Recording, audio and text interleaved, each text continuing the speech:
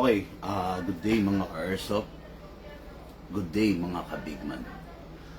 Ngayon mga airsoft, ginaganap yung impeachment proceedings kay BP Sara, no?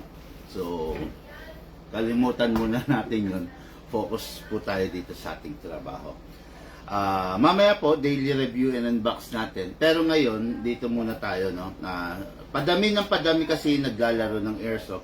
Padami ng padami din yung mga taong napapahamak.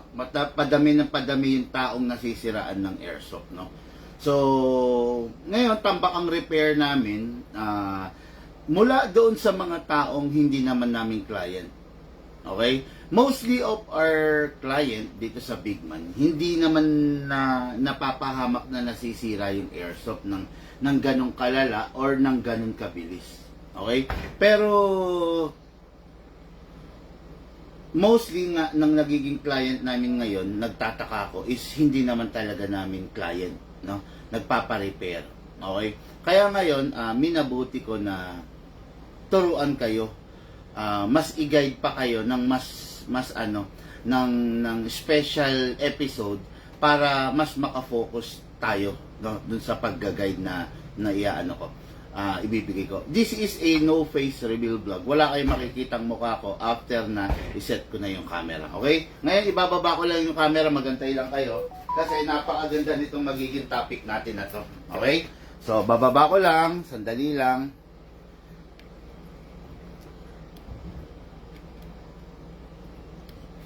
Okay, then the other camera, bababa ko. Bababa ko lang. Okay. Yan. Yan. Okay, no? So, ngayon, unang-una, magiging topic natin, yung proper na paggamit ng gas. Okay? Mga ka-airsoft, susunod kayo sa sinasabi ko kasi pag hindi kayo sumunod, mapapahamak kayo. Okay? Ito, makikita nyo ito isang box na unit na pinagkahuyan, isang box na unit na mga dinonate, isang box na unit na mga nasira. Ayan. Makikita natin. Ayan. Okay? Yan, random yan. Iba-iba yan mga ka-airsoft, no? Meron lower. Okay, and mga pang-glock. Isa-isahin natin para makita nyo, para makita nyo kung anong naging sira. Ayun, naglaglagan na, no? So, dali, mga airsoft, pupulutin lang natin. Naglaglagan, eh. Grabe, daming magazine.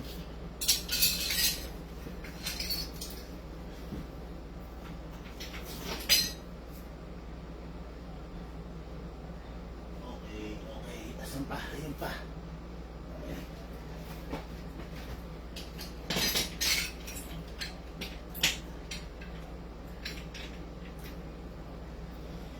Ayan. Okay, ayan. Papansin nyo, di ba? Napakadami. Napakadami ng unit. Ito yung mga unit ng taong matitigas ang ulo na hindi sumusunod sa atin. Unang-una, hindi naglalagay ng silicone oil. Pangalawa, matigas ang ulo dahil hindi sumusunod sa mismong tamang paggamit, 'di ba? Huwag ninyong papangarapin na yung unit ninyo is mapunta or malagay sa sitwasyon nitong mga unit na nakikita nyo ngayon. Okay? Kasi pag napunta rito yung unit ninyo, wala na talagang mangyayari doon sa unit ninyo. Kumbaga talagang patapon na. Pagkakahuyan na lang. Ngayon, bakit dumarating sa punto na yung unit, magiging pagkakahuyan na lang? Okay? Bakit dumarating sa punto ganun? Ibig sabihin, yung unit, matinding repair na ang kailangan. Kaya, dumating siya sa puntong ikakahon na lang. Okay, pakita natin. Ayan, this is a Glock 17. So, walang hammer. So, ibig sabihin, yung hammer nito is kinuha na. It's either busted o pinagkahuyan. Okay? Glock 17 Gen 4. Ayan ha, isa-isahin natin para makita nyo. Another Glock 17 Gen 4, may hammer pa. So, pwede pa natin pagkahuyan siguro to in the future, no? Pwede pa natin kunin yung hammer, pwede pa natin kunin yung mechanism. Ihiwalay natin to. Okay? Ayan, makikita nyo, wala na ring hammer, no? So, nakuha na nakahoy na, di ba? So, ayan, no? This is a Glock 17 or Glock 18 Gen 4. Hindi ko lang ganun sigurado. Okay? Yan. Sinosort out na natin. Oh, ito. This is a slide, okay, of a baby high kappa. Ayan, makikita nyo naman, no? Ngayon, basag. Anong naging cause ng pagkabasag niyan? Ayan, ginamitan ng 14 kg.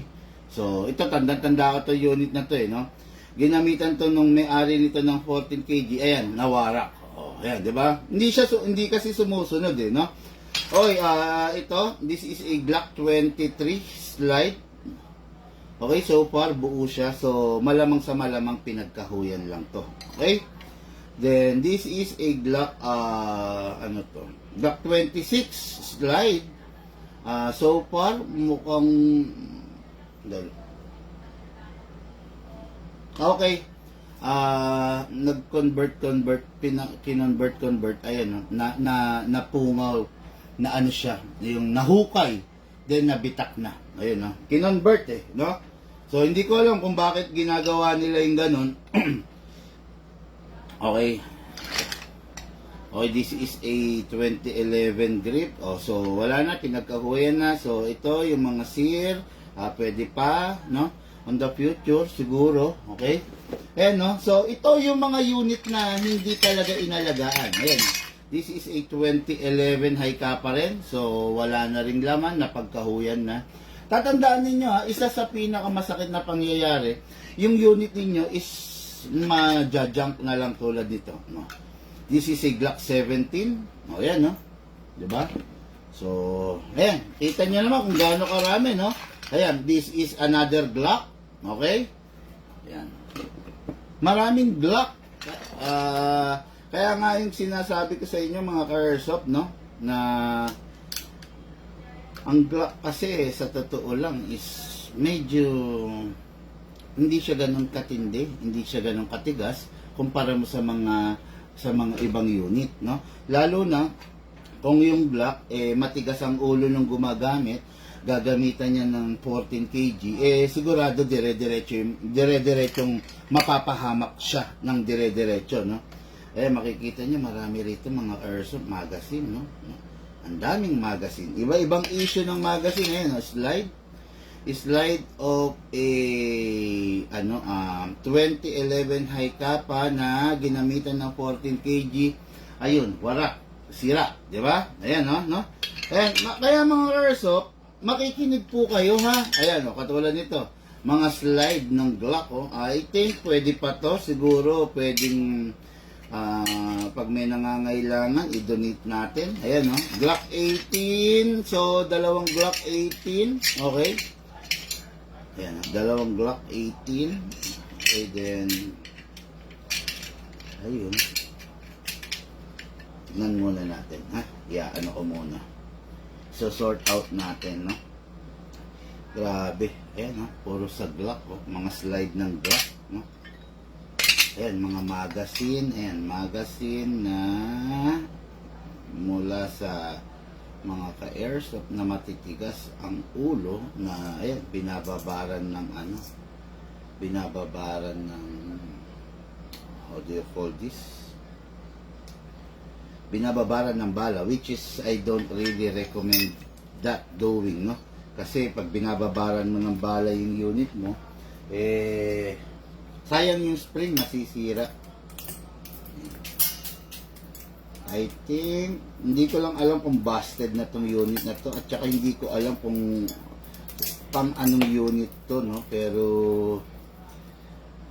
one thing is for sure, pang 1911 to na CO2. Ayan, kasi merong CO2 dyan, no? Pero mukhang okay pa, no? Ang dami-dami rito magazine na, yun nga, na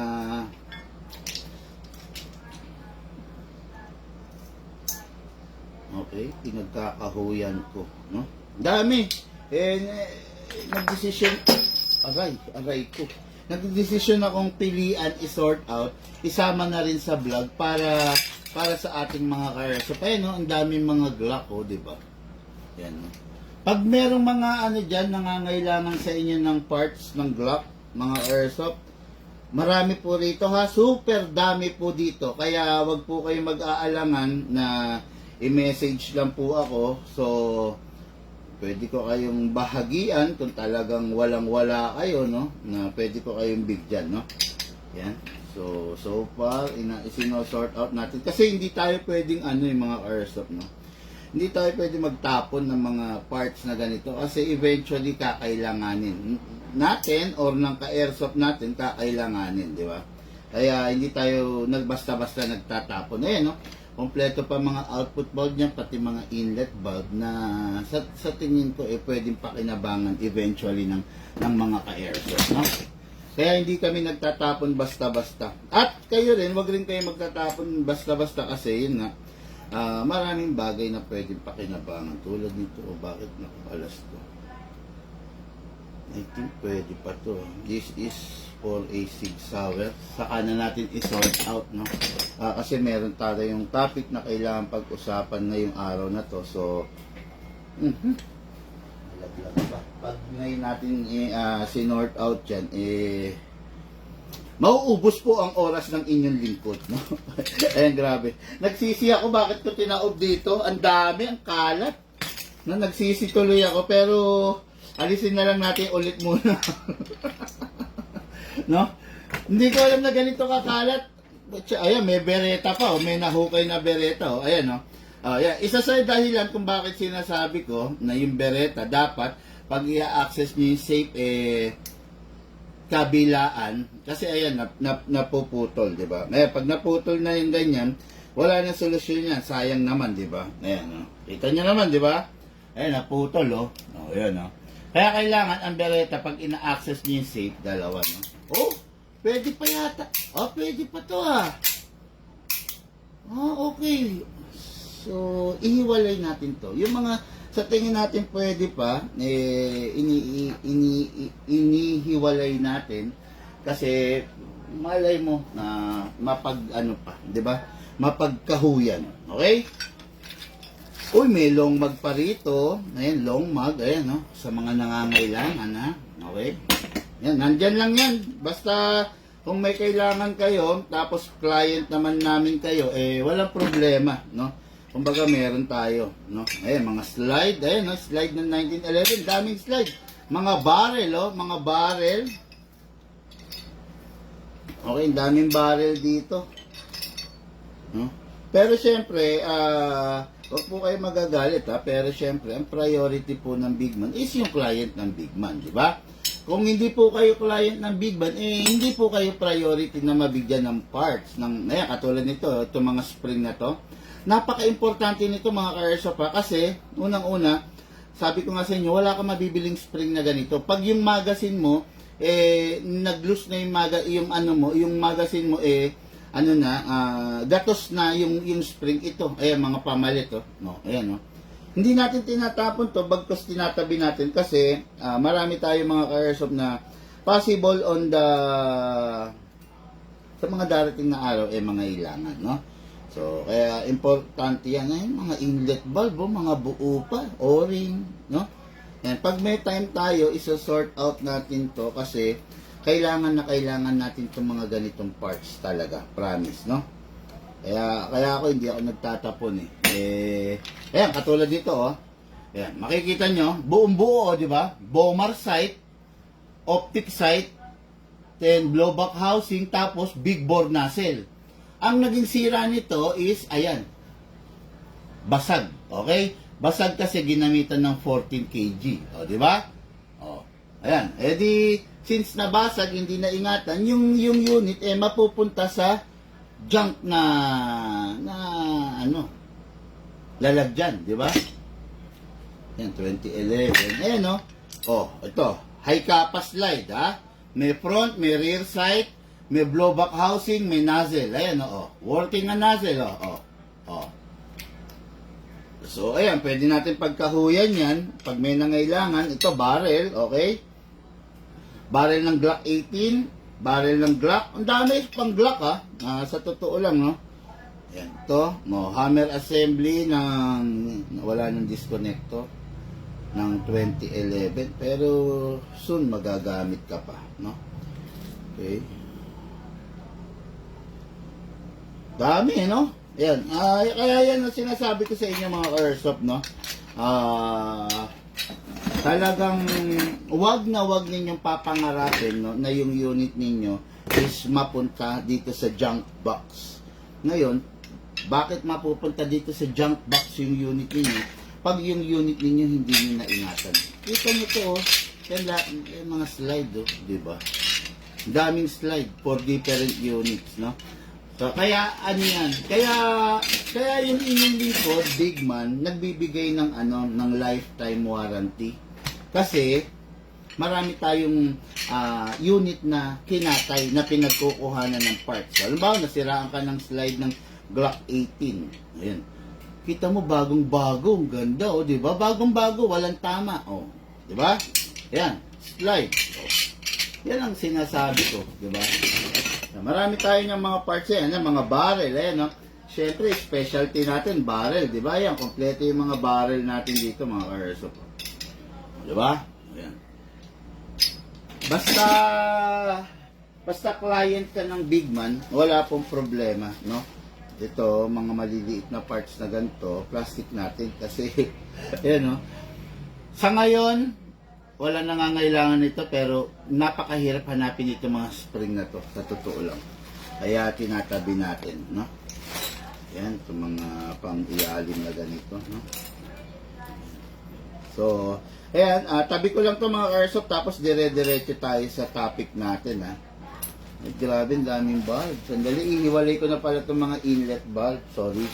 1, 2, 3, 4. Yan. Inihiwalay ko kasi magagamit natin yan. Yan. Yan. Kita nyo, di ba? Yan ang sinasabi ko. Yan, katulad nito. Yan, magagamit natin to. Meron tayong mga ka-airsoft na nangangailangan. Libre lang naman natin binibigay ito. Ayan, no? Ito, makikita nyo to. Glock 18 na hammer assembly. Ayan, working pa, working pa. So, ayan. Tatabi natin yan para pag may nangailangan, merong owner ng Glock 17 or 18 na nasiraan ng hammer, bigay natin yung hammer. Tapos ito, Beretta. Ayan, pwede pa, gumagana pa, gumagana pa. So, ito, pagkakahuyan na rin to, no? Pagkakahuyan, pagkukuhanan natin ng parts. Yan. Yan yung mga bagay na na sinasabi ko. Okay, ngayon, no? Dire-diretso tayo. Sabi ko nga sa inyo, huwag niyo nang hahayaan na darating kayo sa punto na yung unit niyo pagkakahuyan. Kasi unang-una mga ka-airsoft, talaga naman, sabi ko sa inyo, masakit sa kalooban, no? Na yung bagay na pinag-ipunan mo is mawawalan ng saysay kasi hindi mo na ingatan ng maayos. Kaya iwasan natin yon. Kaya lagi ko sinasabi sa inyo, makinig kayo sa mga payo na ibinibigay ko. Okay? Sabi ko lang to tapos diretso na tayo. Okay? Ano yung karaniwang nangyayari pag yung unit hindi nilagyan ng silicone oil? Focus muna tayo sa isang unit. Okay? Sa Glock. Actually, lahat ng unit kailangan lalagyan mo ng silicone oil. Pero ang nangyayari, number 1 sa Glock, pag hindi mo nilalagyan ng silicone oil, at or hindi tama yung paglalagay mo ng silicone oil, ito ang mangyayari. Kita niyo yung ibabaw? Nagagasgas. Nauubos yan. Well, eventually, pag yan, naubos na yan, magkakaroon ng clearance dito. Dito, between the slide and the barrel. Pag nagkaroon ng clearance yan, syempre kakalog-kalog na yan. Medyo hindi na maganda ang paglalaro niyan. Di ba? Ayan. Kaya ako, lagi ko sinasabi sa inyo, sa Glock, lagi ninyong isi-silicone oil itong ibabaw. Ayan. Okay. Kung hindi mo na i-silicone oil nung day 1, siguro, ngayon na yung panahon para simulan mo ng i-silicone oil. Okay? Kasi nauubos yan kada kasa, kada laro, magre-recall yung slide, nauubos dito yan. Ano yun? Sige na. Pag naubos dito yan, mapapagastos ka ng barrel. Outside barrel, di ba? Kasi ninipis na ninipis yan eh. Ganito yan. Okay. Kasi halimbawa ito. Halimbawa naubos to, darating yung point na mababali na to. Kasi numipis yun dito. Iwasan mo yon, okay? Kaya mag-silicone oil ka ng tama, mag-silicone oil ka ng proper. Okay? Para doon sa mga bago, number 1, kung Glock ang unit mo, i-sprayan mo yung output valve. Ito. Pipigain mo to, pipindutin mo to, saka mo i-sprayan, then the inlet valve. Then, sa unit, dito sa ibabaw, then, doon sa nozzle, doon sa loob. Okay? Ayun. 4 lang naman ang i-sprayan sa Glock. Pag ini-sprayan mo, pag nai-sprayan mo ng tama, at saka nai-sprayan mo ng madalas, hindi siya natutuyuan, hindi sasakit ang ulo mo. Pero pag nakaligtaan mo, mabilis ang wear and tear na nangyayari. Okay? Ngayon, sa Beretta, ano ba yung ini-sprayan? No? Sige, nandito na rin tayo. No? Sa Beretta, wala kang i-sprayan sa ibabaw. I-sprayan mo, yung nozzle lang. Ayan, oh, yan, oh, yung kulay itim na yan. Yan lang ang i-sprayan mo. Okay? Then, sa magazine, ang i-sprayan mo is ito. The output valve and the inlet valve. Yun lang, wala na. O, di ba? O, ano pa ba mga unit? Sa 2011 na high kappa, no? Sa high kappa naman, pare-parehas. I-sprayan mo, kasama mo, ilak mo manually, i-sprayan mo ito. Itong part na to. Yan, slide stopper para hindi maubos at saka yung nozzle. Yun. Tapos sa magazine, ganun. Ito, press mo to, output valve, then sprayan mo, then inlet valve. Ayun. Yun lang sa high kappa, no? So, bawat unit kasi, bawat modelo ng unit, iba-iba eh. Halimbawa, sa revolver, iba rin sa revolver. Halimbawa sa ano pa ba mga unit, no? ZZ. Iba rin sa ZZ, ha? Iba kakaiba yan. Okay, sa 1911, ano yan? Ha? Sa 1911, same sa 2011. Yun, no? Yun yung mga tama, okay? Ngayon, proper gas naman tayo, no? You all know mga airsoft. Ito. You all know, meron tayong mga different types of gas. Yan. Yan. Meron tayong CO2 na tinatawag. Yan. Meron tayong 12 kg at meron tayong 14 kg. Yan. Tatlo sa mga pinakagamitin na oil, na gas, no? Pero meron pang iba't ibang klaseng gas dyan. Meron pang 9 kg, no? Pero ito yung tatlo sa pinakagamitin na gas. Okay? Ngayon, itong mga gas na to, merong mga unit na para lang dito, merong unit na para lang dito, merong unit na para lang dito. At merong unit na pwede lahat to. Okay? Mostly, ang mga unit na pwede lahat to, yung mga high-end unit, especially the CC Shadow 2. Especially the ZZ. Lahat ng version ng ZZ pwede. No? Pero, most of the unit, like halimbawa, ang unit mo is, mga double bell, ENC, mga China lang, or WE, hanggang dito ka lang sa number 12. Okay, huwag kang gagamit ng number 14. Kasi mawawarak yung unit mo. Okay?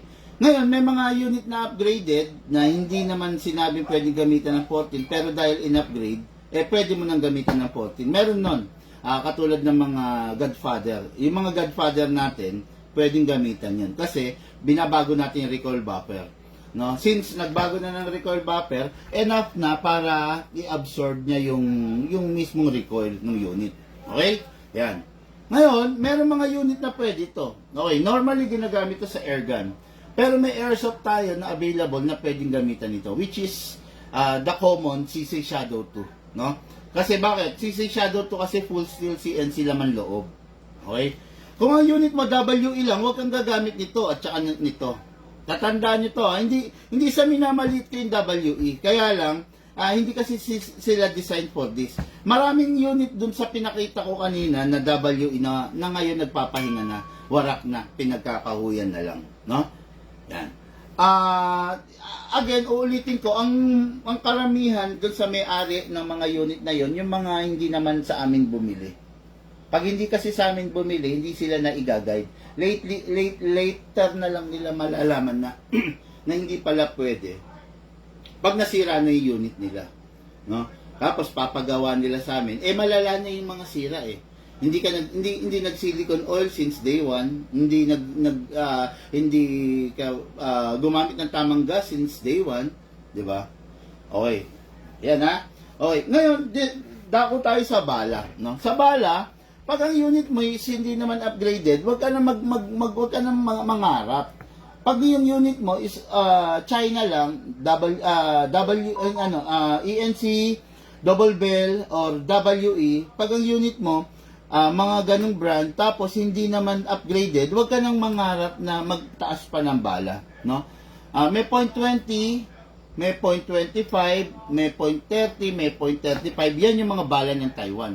Pag China na bala, may .20, may .23, may .25, may .28, may .30. Yun, ganyan ang mga grams ng China na bala. Okay? Ngayon, depende sa iyo, pwede kang gumamit ng Taiwan, pwede kang gumamit ng China. Ako kasi, recommended ko, lalo na kung yung high unit mo is high-end, mag-Taiwan ka.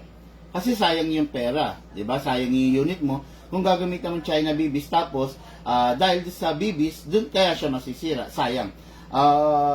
Pag ang unit mo hindi upgraded, pag ang unit mo is stock lang tapos WE, Double Bell at saka ENC ang mga brand, huwag ka na mangarap masyado ng matayog. Huwag ka na mangarap ng bala na mabibigat, no? Maximum lang na bala na pwede mong gamitin dyan is .20, .23, and .25. Yung .25 actually, medyo risky na yun para sa kanya. Mahihirapan na siyang itaboy yun. Pero, pwede mo na ring pag-ubrahin, no? Pero not recommended. Kung ang unit mo, tatandaan nyo to kung ang unit mo, WE, ENC, Double Bell, hanggang .20, .23 ka lang using China BBs, kung using Taiwan BBs, .20, .25. Okay?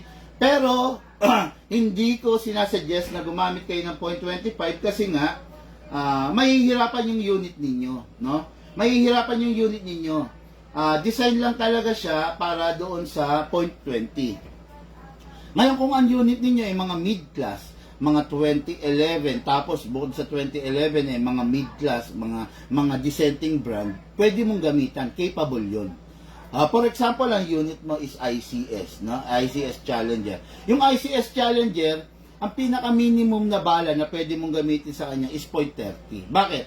Kasi malakas talaga yun. Halimbawa, ang unit mo na breach, hindi mo siya pwedeng gamitan ng .20, hindi mo pwedeng gamitan ng .25. Ang pinaka-the best na balang gagamitin mo sa kanya, .30 agad. Okay? .30 pataas. Okay? May mga unit na compatible sa mga ganun. May mga unit na hindi talaga. Kaya ako mga ka-airsoft, maniwala kayo sa hindi, gumamit kayo ng tamang bala para mag-enjoy kayo. Gumamit kayo ng tamang hangin para mag-enjoy kayo. Applyan nyo ng tamang silicone oil para mag-enjoy kayo. Kung hindi nyo papakinggan, kung hindi nyo susundin yung mga yan, mapapahamak po kayo. Okay? Okay, yun. Proper operation tayo, ha? Mabalik tayo. Ang isa sa mga pinaka-sensitive pagdating sa mga pistol is the Beretta. Okay? Beretta, ang pinaka-sensitive, lalo na yung mga taong nag-a-access sa safe. Ito. Yan. Ito, lagi ko sinasabi, kasi lately, umulan dito ng Beretta, 3 Beretta. Pare-parehas ang sira. Itong dial. No? Lagi ko sinasabi, yung Beretta, pag isa-safe nyo, no, pag isa-safe nyo siya, hindi pwedeng ganito. Or hindi pwedeng ganito. Kailangan ganito. Okay? Distributed ang force. Isa-safe nyo, 2. Unsafe nyo, sikwat, pataas, 2 rin. Isa-safe nyo, kawit, 2, pababa.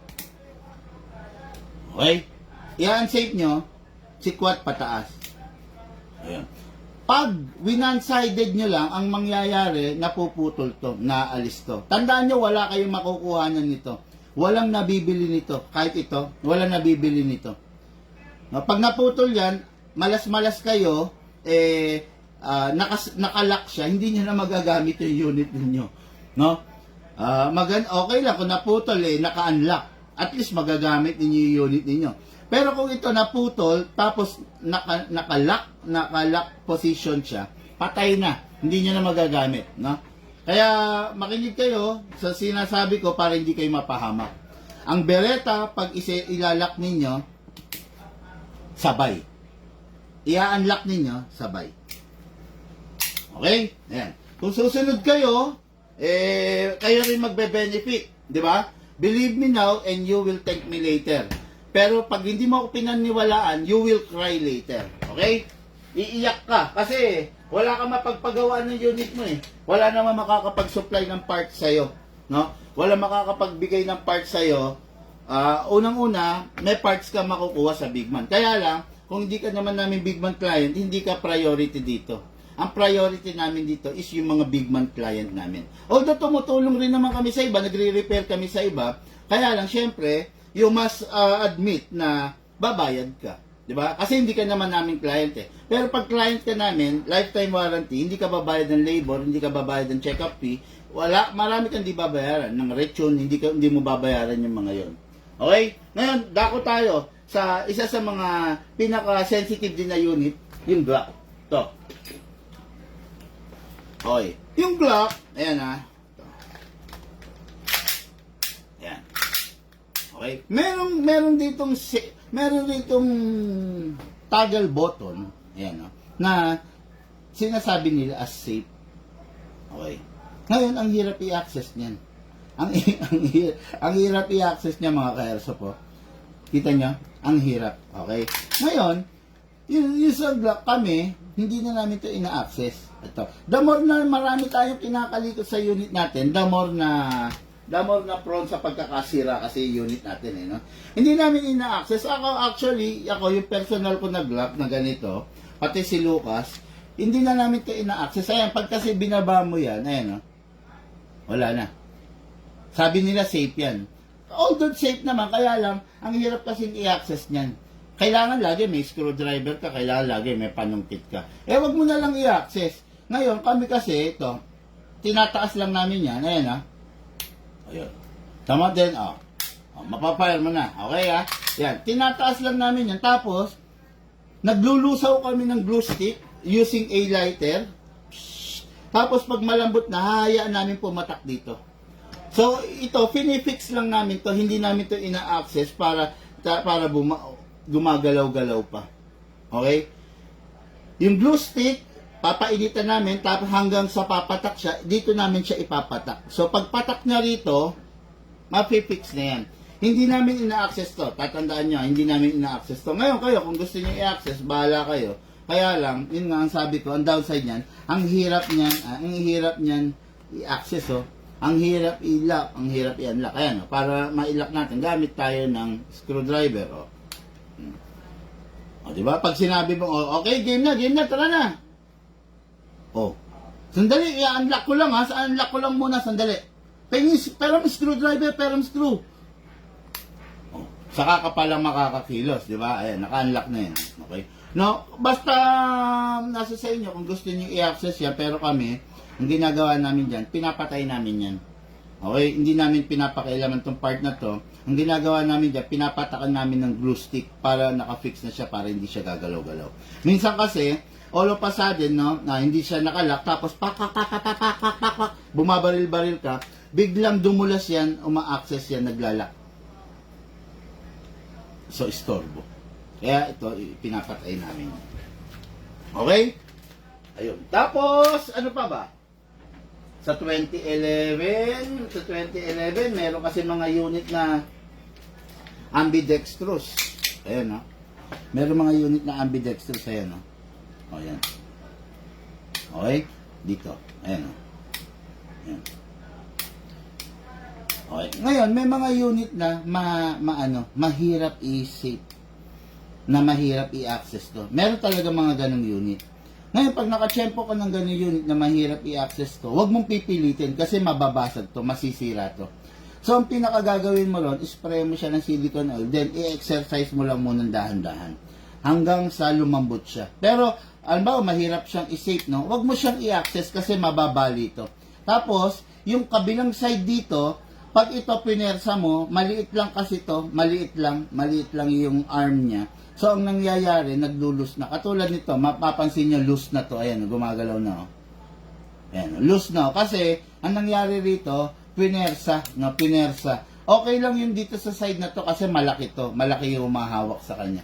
Dito kasi napakaliit lang eh. Oh. So, ang nangyari rito, pinersa. So, nasira na. No? So, ayan, pag ganyan, yan yung mga bagay na hindi na natin maibabalik. No? Okay, so, ayun, syempre, ang pag-iingat pa rin, halimbawa, sa magazine, iwasan nating huwag malaglag, ha? Dahil pag yung magazine natin nalalaglag, talagang prone sa pagkakasira, no?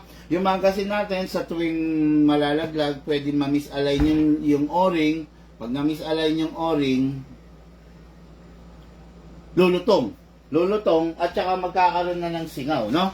So, ayan, pakita ko sa inyo, ito, bonus na to, para at least alam ninyo. Yung nasa ilalim ng magazine natin is kung tawagin inlet valve. So yun, ganito. Yan, ganito yan ha. Yung nasa ilalim ng magazine natin is kung tawagin inlet valve. Yan. Ganito ang itsura nun. Yan ha, yan. Ngayon, yung nasa ibabaw naman, output valve naman, ganito yung itsura nun. Yan, to. Yan. Itong ganito is pang high kappa. Yan, yan. Pang high kappa. Ngayon, kuha tayo ng pang Glock.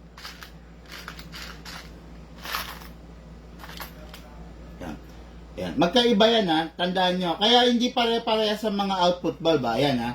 Okay, ito is pang Glock, ito pang high kappa. Okay, yan. Lapit natin.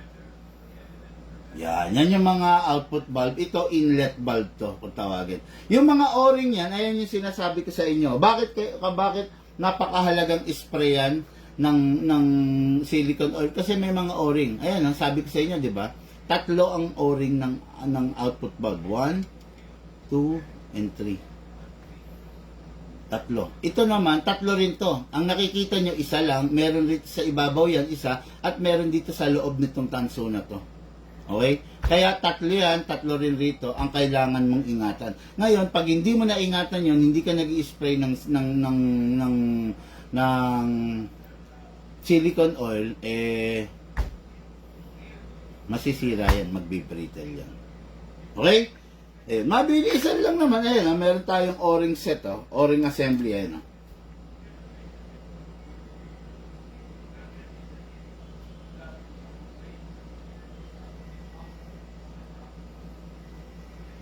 kikita nyo, ayan. Meron tayong o-ring assembly na tinatawag na nagagamit, di ba? So, ayun. So far, yun lang muna, no? At least naitawid ko lang to kasi ang daming mga makukulit na mga airsoft na player natin na napapahamak, no? Dahil sa hindi sila na-briefing ng tama ng mga seller nila, ng mga dealer nila. Ngayon, ang problema, dahil nga hindi sila na-briefing, sa atin lumalabas yung problema, sa atin sila lumalapit, no? Na yun nga, nagkakaproblema sila, no? Syempre, hanggat maaari, ayaw natin yung ganun di ba? Kasi pag nagka-problema na, masakit na sa ulo, kaya iwasan po natin yun. Makinig lang po kayo sa mga binablog ko, kayo rin naman po magbe-benefit. Okay mga Carsoft, thank you po. Mamaya, kita-kita po tayo sa review and unboxing natin later.